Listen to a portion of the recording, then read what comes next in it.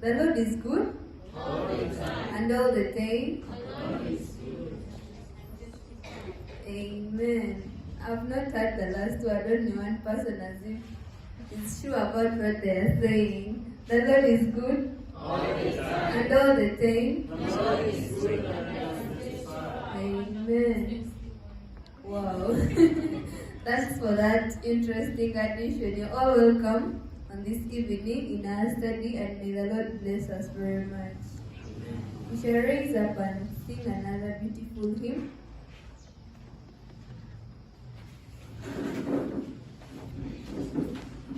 My Maker and Mighty.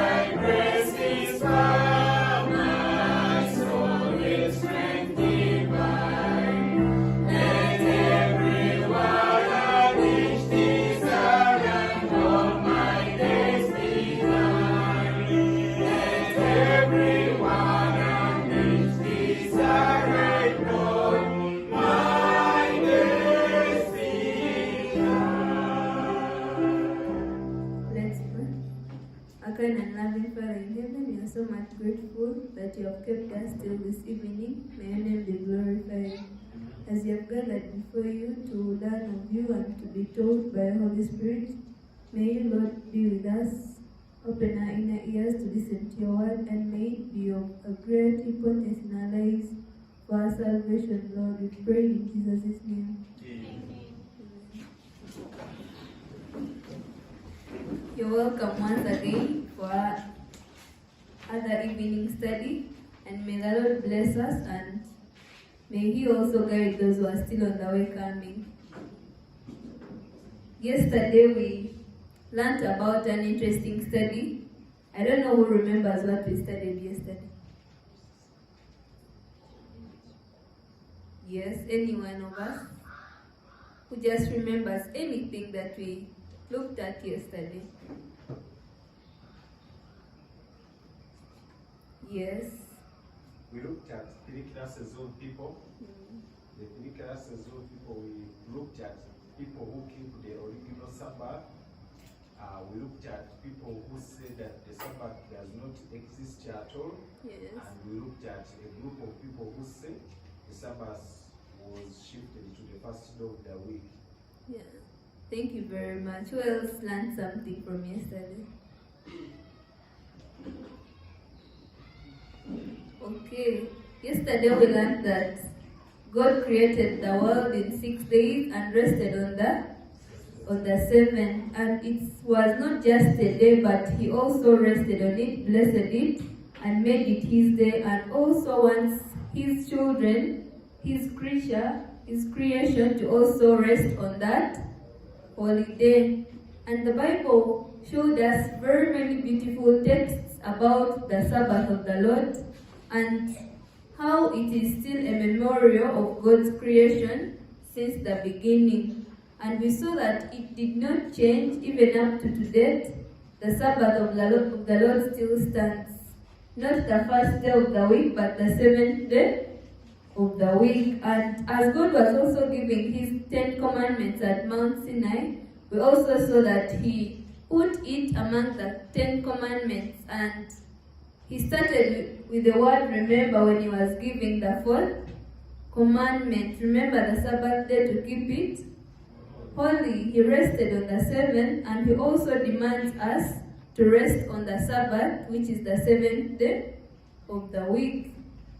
Deuteronomy chapter 4 verse 2 tells us that do not add to my command, and do not do what? Subtract from it, but do what?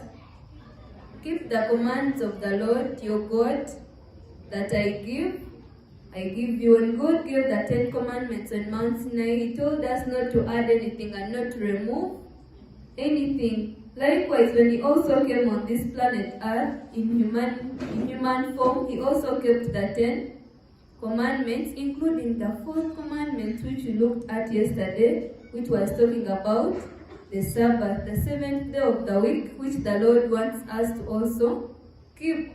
In Matthew 5 verse 17, he tells us that do not think that I came to destroy the law or the prophets. I did not come to destroy but to fulfill. For assuredly I say to you, till heaven and earth pass away, one jot or one little will by no means pass from the law till it is what? Till it is fulfilled. So we saw that since the beginning, God gave us his law, and which includes the fourth commandment of keeping the Sabbath. Until the heavens and earth pass away, this law still stands. It continues and says, whoever therefore breaks one of the least of these commandments and teaches men so shall be called least in the kingdom of heaven. God is telling us that we should keep all the 10 commandments, including the what? The fourth commandment, which is talking about the Sabbath. Most of the people, the population in the world, they say, oh, maybe we can keep the 9, but on that one, it is questionable. But God is saying whoever breaks one and teaches so others to do will be called the least in the kingdom of heaven. When Jesus was on earth, he also demonstrated for us an example. He wanted to honor the day just like his Father had honored it in the beginning, as he created it 6 days and rested on the seventh day, which was the Sabbath. In Luke 4 verse 16, it tells us that so he came to Nazareth, where he had been brought up, and as his custom was, he went into the synagogue on the Sabbath day and stood to do what? To read. It was also Jesus' custom to go into the church or the worship place on the Sabbath day. On some occasions, the Jews accused him of breaking the Sabbath, which was also the Lord's day, but God says the Sabbath was made for man and not man for the what? For the Sabbath. Therefore, the Son of Man is also the Lord of the Sabbath. Christ told us that the day of the Lord is the Sabbath day, which is the seventh day of the what? Of the week. Let's continue and see. Jesus honored the Sabbath day, even his disciples honored the Sabbath, his holiday, and in the future, Jesus also told his disciples that they were to keep the fourth commandment, which is about the Sabbath. He predicted that they would also keep the fourth commandment way after he had died and even resurrected, and it happened in AD 47, what he had predicted. Meaning Christ knew that even after his ascension, there would be a keeping of the fourth commandment. It was fulfilled just like we saw it yesterday in AD 70. Let's go in the Bible and search more and see We see 2 days of worship nowadays, even 3, even more than that. But we would like to know, where did all this come from? Is it in the Bible? We would like to ask ourselves, when we search on the pages of this book, will we find anywhere where it is written that this day was at one time changed? When we look at Christ's death, burial, resurrection, and ascension to heaven, it gives us a clearer picture about the day of worship of the Lord. In Luke chapter 23, verse 54, we can start from there. The Bible says that on that day when Christ died, that it was preparation day and the Sabbath drew near. We are looking at Christ's death, resurrection, and ascension to heaven. The Bible tells us that on the day Christ died, it was preparation day. Are we together? Let's continue. We can read together verse 55. And the human who had come with him from Galilee followed him. Then he saw how his mouth was After he had been killed on the cross, the women of Galilee observed and followed to the tomb and saw where he had been laid. What does 56 say?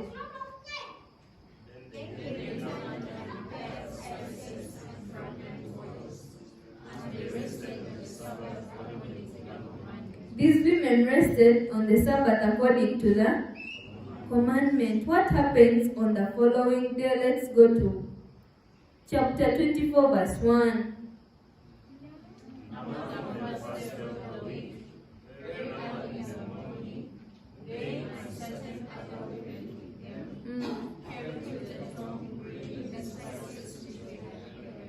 So, according to the Bible, we are looking at the story of Jesus. He died on a preparation day, and the Sabbath was drawing near. And the women who were going to prepare the spices also rested on the Sabbath according to the commandment. And here they come early on Sunday morning when Christ had resurrected, and they are bringing spices. And the Bible has stated it clearly that it was on the first day of the what? Of the week. So when we look on the story of Christ himself, we see that still there was a day of worship that was reverenced in that time. We can flip all the pages of the Bible and see that this fourth commandment was kept before Christ's death, even when he was dead, and even after his resurrection, the Sabbath was still kept. And we have seen the Sabbath is between the preparation day, which was Friday, and also between the preparation day and the first day of the what? Of the week. We have seen the first day of the week as Sunday, and the day between those 2 days is the Sabbath of the Lord, which is the seventh day of the week. We look at the apostles even after Christ had ascended to heaven. Yesterday we saw that they also kept the fourth commandment, which is talking about the Sabbath. We saw that in Acts chapter 13, verse 14, that they went to the synagogue on the Sabbath day and also sat down. We continued in 42 that when the Jews were gone out of the synagogue, also the Gentiles kept the what? The Sabbath. It was not only for the Jews, but also for the Jews and the Gentiles. We saw that they all kept the Sabbath even after Christ had ascended into heaven. When we also read in Acts 18, we saw that and he reasoned in the synagogue every Sabbath and persuaded the Jews and the Gentiles. These are the apostles of Christ. Even after he had ascended to heaven, they still kept the Sabbath, which was the fourth commandment. They reasoned together in the scriptures on the Sabbath day. So none of the New Testament writers have told us or written about the change of the Sabbath day. I think if it would have been there, it would be among the first pages of the New Testament writers.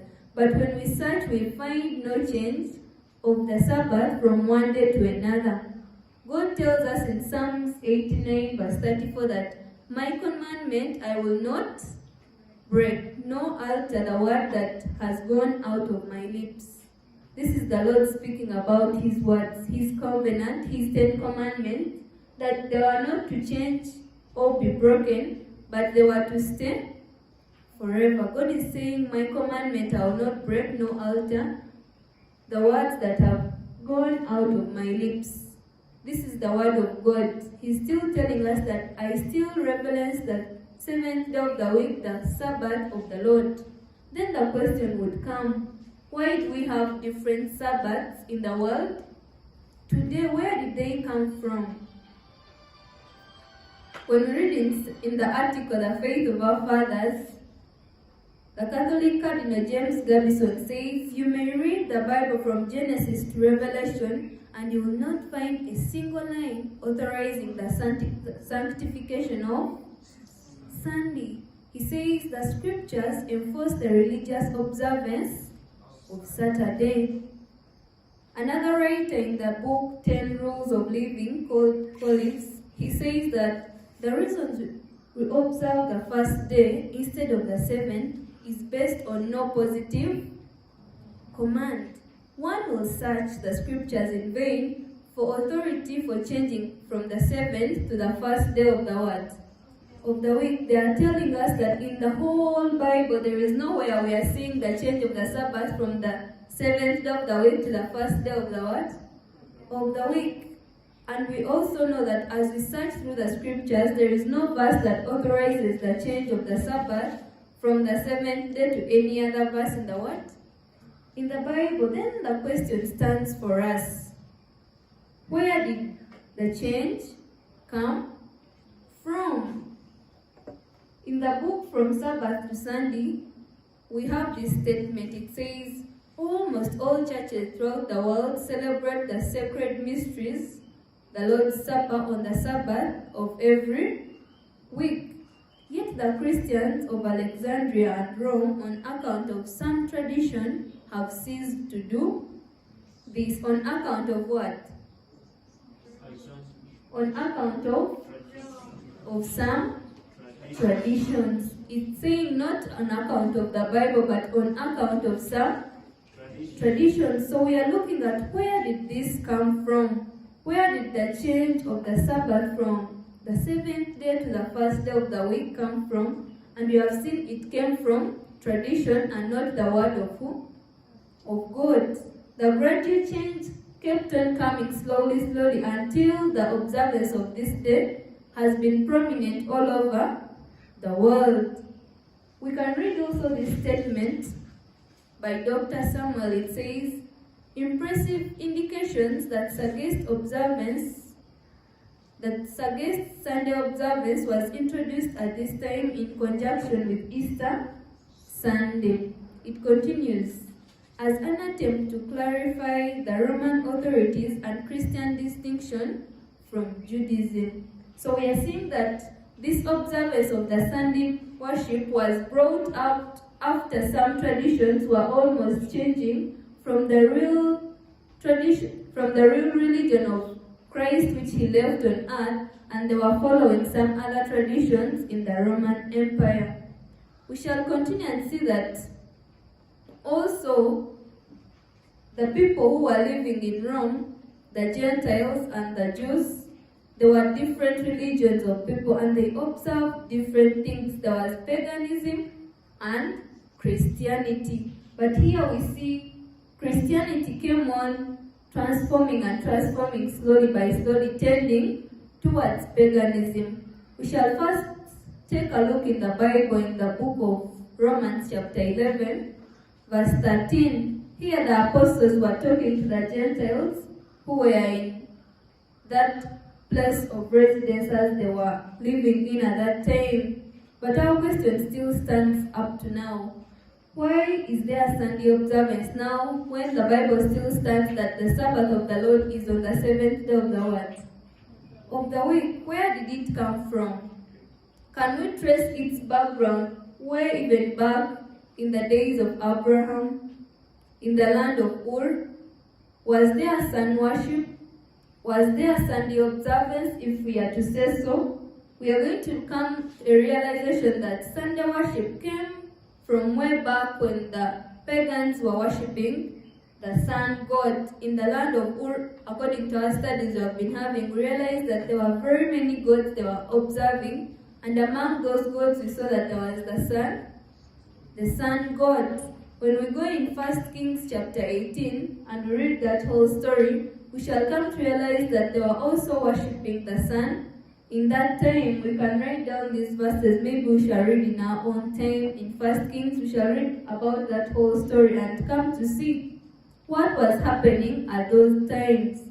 We also saw that in the time of Elijah, in 1 Kings, sun worship was one of the leading prominent practices that they were doing. They were worshipping Baal, the god of the sun. When we also continue in the book of Ezekiel, we come to realize that there was also worshipping of the sun gods, and among them was Tammuz. We shall read in Ezekiel chapter 8 verse 14. We shall also come to realize sun worship was way back in the pagan groups of people that were living in the old days. Then how come it is now incorporated in Christianity? Where did it come from?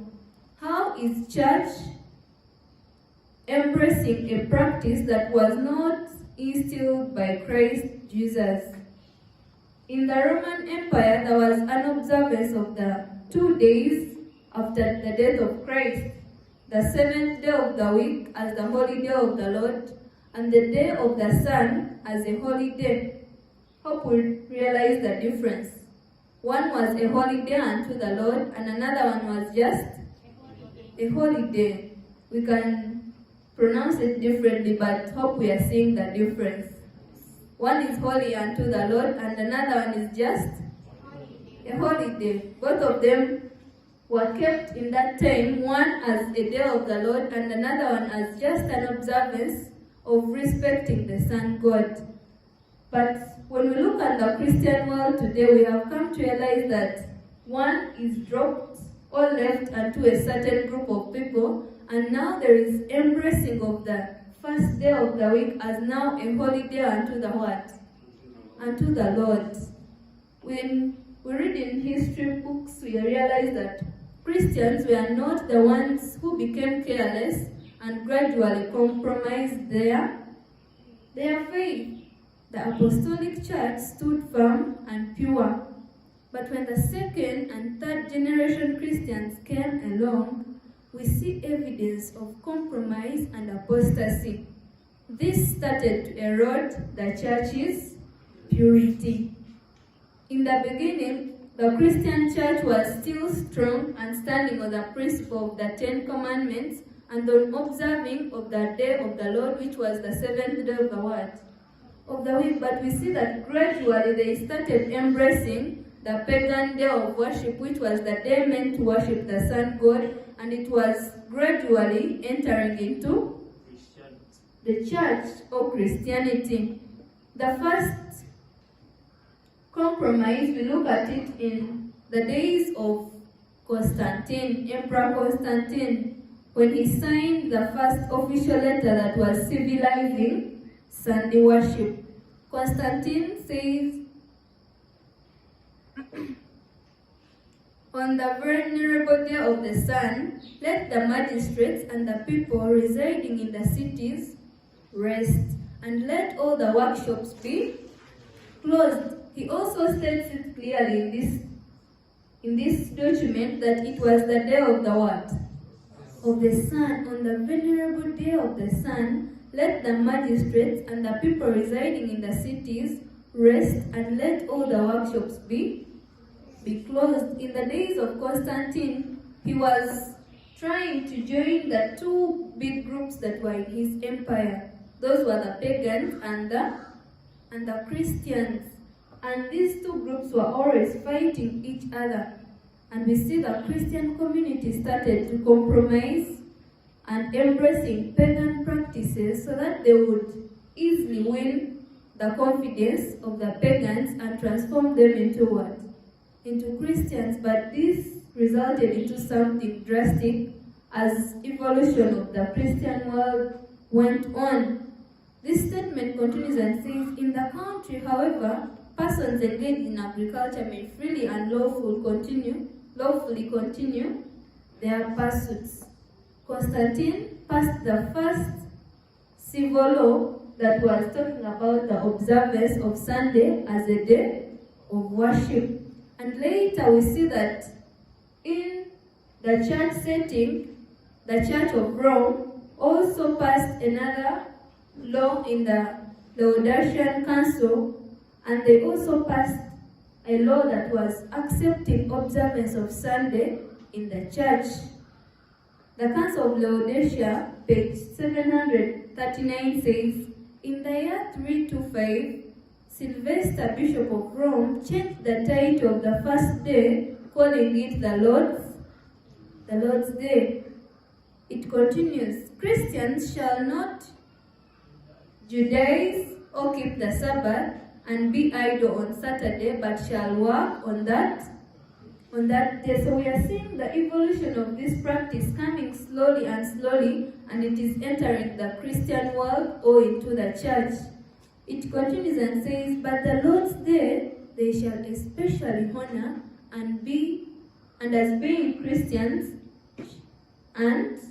as being Christians shall, if possible, do no work on that day. So Constantine starts the revolution, and it is now embraced by the church in Rome and instilled as a day of worship. It is now changed from the first day of the week to the Lord's Day. But yesterday we came to realize the Lord's Day is the seventh day of the what? Of the week, which is the Sabbath, which is Saturday. Let's continue and also read this statement and see. It says, as the prophets of Antichrist, those who maintained that work ought not to be done on the seventh day, they were still trying to instill the observance of the first day of the what? Of the week. But let's keep it in mind that in the whole Bible, just like we have been studying the Bible since last week, and as we are reviewing it still, we have not yet found any scripture that says that the Sabbath of the Lord was changed from the seventh day to the first day of the what? Of the week.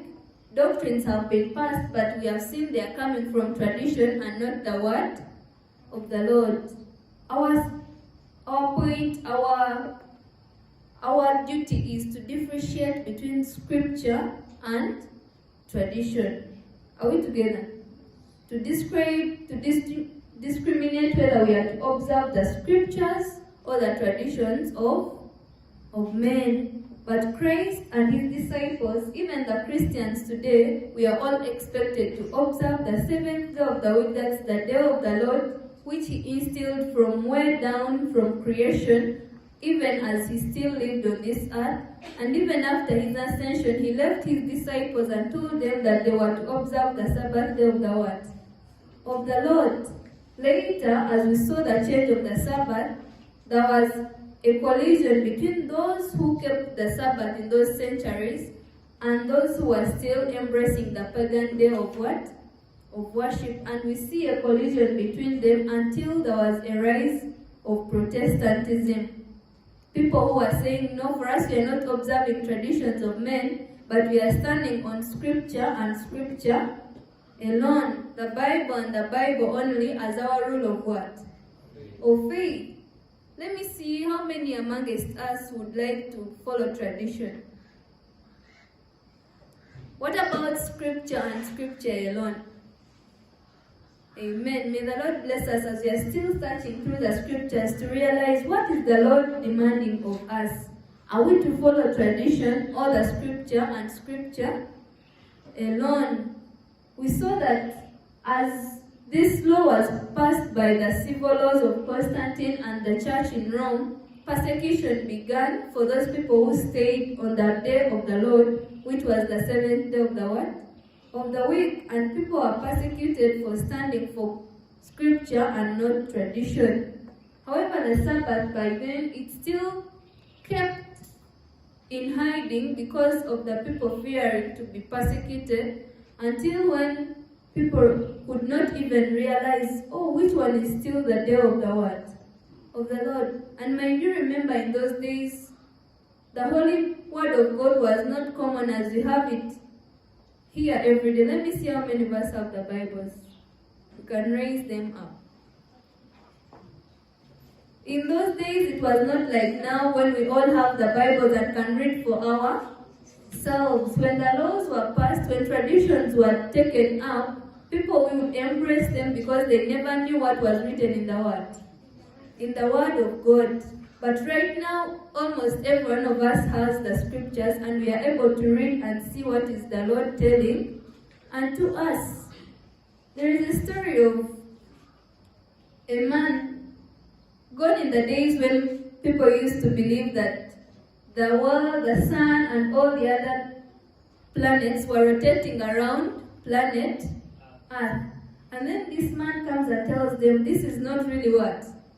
True. He goes and researches and finds out that instead it is these planets rotating around the world. The sun, not around planet Earth. And when he told it to the people were like, how can you do that? You can't change God's creation. Even religious leaders were against him that you're changing the creation of who? Of God. But he wasn't changing creation, but he had discovered what was right and what people used to take just because of what tradition was saying. Right now we could say, but how come maybe the observance of the first day is the commonest thing we are seeing around? Something to be common does not mean it is what? It is right or it is true. Maybe we need to also go like this man and search more in the scriptures and realize which one is the day of the what? Of the Lord, and what does he require of us? When we read in the book Christian Sabbath, page 16, it says, the Catholic Church for over 1,000 years before the existence of a Protestant by virtue of her divine mission, changed the day from Saturday to what? To Sunday. We see the change being done by the Roman Catholic Church. When we read in the Convert's Catechism, which is a Catholic book, it says, it has question and answers, so we shall be reading among the ones that talk about the Sabbath. Which is the Sabbath day? They ask a question, and they give an answer that Saturday is the Sabbath day. And then they ask another question. Why do we observe Sunday instead of Sabbath? And here is another interesting answer. Because the Catholic Church transferred the solemnity from Saturday to Sunday. So here we realize that it was not God doing what? Changing, but instead men are the ones who instilled this change from the day of the Lord unto the first day of the what? Of the week, and it was embraced all around the world into the church as a Catholic tradition and not the word of God. Many people like Martin Luther, we see they stood in the old centuries for scripture and scripture alone, and they were versing tradition. Likewise to us, it is a question, are we to stand for tradition or scriptures? We see that the observance of the first day of the week came as tradition and not a principle of the word from the scriptures. Here comes another writing. It says, finally, at the last opening of the 18th of January 1562, all the hesitation was set aside. The Archbishop of Rigo made a speech in which he openly declared that tradition stood above scripture. Is that true?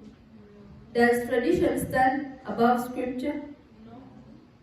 Let's continue and see. Christ tells us that in the Bible in Matthew 15, that why do you also transgress the commandments of God because of your tradition? He continues and says, and in vain they worship me, teaching as doctrines the commandments of men. Even Christ himself says that we are not to follow tradition and forsake the commandments he has set up He's saying instead, if you're following tradition, your worship is in what?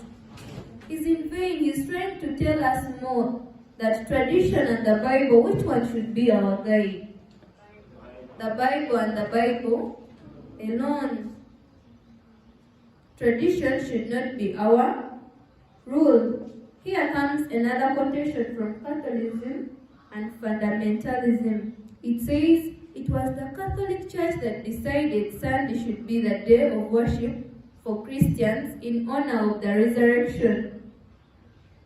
They are saying that Sunday observance is in honor of the resurrection of Christ, Jesus. But when Christ resurrected, did that change the pattern of creation? Because we are seeing the observance of the Sabbath comes immediately after Christ creates in 6 days and rests on the Sabbath. Yesterday we discovered that for us to change the day of worship, it also has to go back and change creation. And is that so?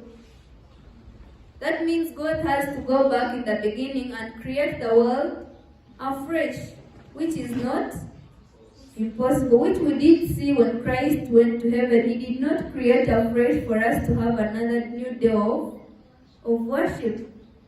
In St. Catherine, May 21st, 1995, it says, perhaps the boldest thing, the most revolutionary change the church ever did, happened in the 1st century. The holy day, the Sabbath, was changed from Saturday to what? To Sunday. Not from any directions noted in the scripture, but from the church's sense of her own power. Here we see the Roman Catholic Church saying it had power to change the day, not according to scripture, but according to their what? To their own power.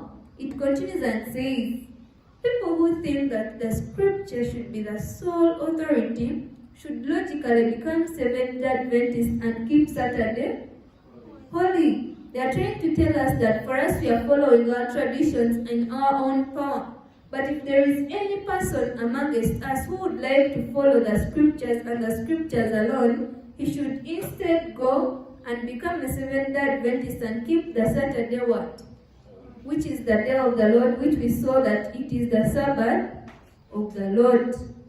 In prophecy, in Daniel chapter 7, we realize that there is only one power that was to assume to change times and what?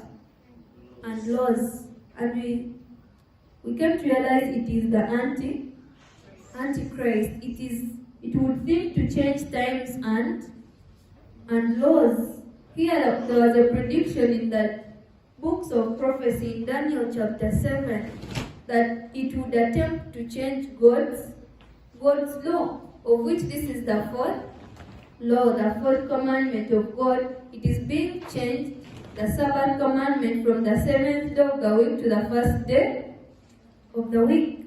But Revelation 14:12 tells us that here is the patience of the saints. Here are those who keep the commandments of God and have the faith of who? Jesus. Of Jesus. Revelation is telling us that in the end time, there will be a group of people who will still keep the Sabbath holy, and not all people will follow tradition, but there will be people who still keep the Sabbath of who? Of God, the patience of the saints. People who will still keep that love of Christ, the love of God, because he told us that in John 14:15, that if you love me, do what? Keep my commandments. So there will be that group of people which still loves the Lord. Do we all love the Lord? Yeah, very well. So he tells us that if you love me, do what? Keep my commandments, not excluding the what? The fourth commandment, which talks about the Sabbath. Jesus says, remember me as your what? As your creator. After creating, he says the Sabbath is a memorial of his creation. It shows us that he is the creator. For us to nullify the Sabbath, for us to say this is not the Sabbath of the Lord, it is just in short term saying that you are not our what? our Creator. You never created us. Because for us to remember Him as our Creator, it is also remembering the day which He put as a memorial of His creation. He says it is the fourth and not the first day of the what? Of the week. And He kindly tries to tell us. He also said in 1 John that this is the love of God, to obey His commands, and His commands are not what? Are not burdensome. The commandments of God are not a burden to us, but we keep them because we love God and we observe Him as our Creator. He created us. In Jesus' teachings, He told His listeners that those who profess to be Christians, not all those who profess to be Christians will end up being saved. Not everyone who claims to be a Christian in the end will be saved. He told them that in Matthew 7 verse 21, He told them that not everyone who says to me, Lord, Lord, shall enter into the kingdom of heaven. This tries to tell us that not everyone who calls themselves Christians or claiming to observe Christ will enter the kingdom of heaven. When we observe tradition and not the scripture alone, God tells us that we shall not enter the kingdom of heaven, though we claim to be Christians. But He tells us that if you love me, do what? Keep my commandments. It is very plain in His scriptures. God knows that those who are looking for His second coming, those who love Him, will keep all His 10 commandments and will not try to change them. They will understand them very well, and they will keep them not because they are strict and burdensome, but because of the love they have for who? For Christ. He does not say you must keep these commandments. He says if you love me, if only you do what? You love me, you will keep these commandments. Even the fourth commandment which talks about the Sabbath. When we keep that commandment, we also recognize Him as our Creator and our God, and even we understand Him more, we get the blessings that He bestowed on this day. And as we are working in all the 6 days of the week, God says, keep this special one for me, to remember me as your Creator. And come to me, and we tabernacle together, we be together for the whole day, so that you understand me more. You learn of me, and I continue to teach you as we are together on that special day. He says, this world is full of ups and downs. We are rushing from day 1 to day 6. He says, come, let's come down and spend this whole day together. He invites us to spend this day with Him, worshiping Him, talking to Him, and praising Him. And He's asking us, are we going to follow tradition or scripture?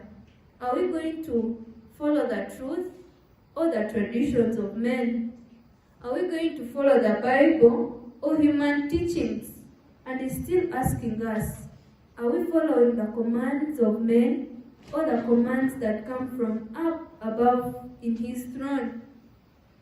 Are we following doctrines of men or the doctrines of the Lord?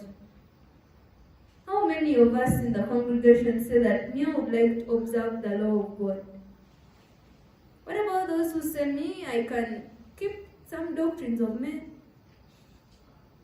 Maybe it can work somewhere, somehow. Does it do? No, it doesn't. Christ is calling us that. How many of us today would like to stand for Him and keep His day of worship? Let's raise up.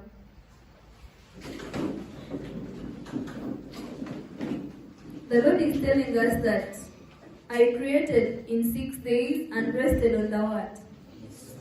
On the 7th day. And even as I came on earth to die for you, I never changed my what? My day of worship. It still remains the same, the memorial of what?